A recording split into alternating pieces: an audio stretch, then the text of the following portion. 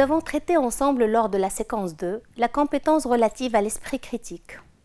On se concentre pendant cette séquence sur le travail collaboratif. Les compétences du XXIe siècle, telles que la pensée critique, la créativité, la collaboration, la résolution de problèmes et la pensée informatique, entrecoupent dans des activités d'une certaine complexité, donnant lieu à la résolution collaborative de problèmes, la créativité collaborative ou la co-résolution de problèmes.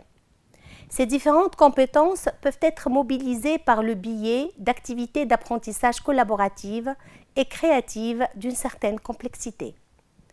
Dans cette session, nous allons nous concentrer sur l'une d'entre elles, la résolution collaborative de problèmes. Elle découle des liens entre la pensée critique, la résolution de problèmes, la prise de décision et la collaboration. Du moment où les capacités ou les ressources d'une seule personne ne suffisent pas pour résoudre le problème, il devient nécessaire d'apprendre comment combiner les différentes ressources et compétences. La résolution collaborative de problèmes nécessite à la fois des compétences sociales et cognitives. En effet, les élèves qui travaillent ensemble doivent avoir la capacité et les compétences qui leur permettent de travailler en collaboration et de partager leurs connaissances. Ils doivent également avoir les compétences cognitives qui leur permettent de comprendre le problème et d'analyser les tâches et les exigences spécifiques.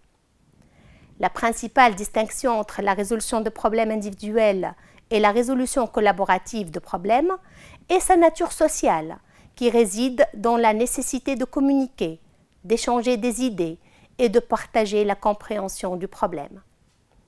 Cette communication peut être directe de manière synchrone ou en différé de manière asynchrone.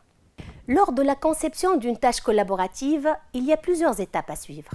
D'abord, définir le problème ou le projet de collaboration. Il s'agit ensuite d'identifier les éléments du projet et ses composants dans le détail. Puis, pour chaque composant, il s'agit d'identifier les ressources qui sont essentielles. Ça peut être une connaissance, des matériaux, une expérience, etc. Après, il s'agit d'indiquer clairement les objectifs de la tâche ou du problème.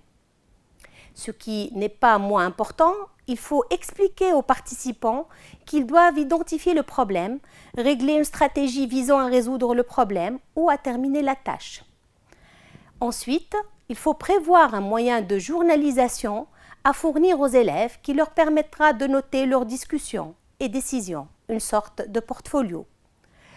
Ceci dit, lors de la collaboration pour la résolution d'un problème, certaines règles devaient être respectées. Le problème doit être connu par tout le groupe et les collaborateurs doivent répartir les tâches et savoir qui a la charge de quelle partie du problème. Les collaborateurs doivent aussi se mettre d'accord sur un plan d'action, y compris la gestion de ressources. Le plan d'action devra être exécuté, ce qui peut nécessiter un effort coordonné par les collaborateurs, agissant ensemble ou en séquence. Les progrès vers une solution doivent être contrôlés, différentes options évaluées, plans reformulés si nécessaire, et les collaborateurs doivent décider comment procéder face à la rétroaction positive ou négative. On s'attardera plus sur le plan d'action lors de la semaine 3. On arrive à la fin de la séquence 3 de la semaine 1. Merci pour votre attention et bon courage.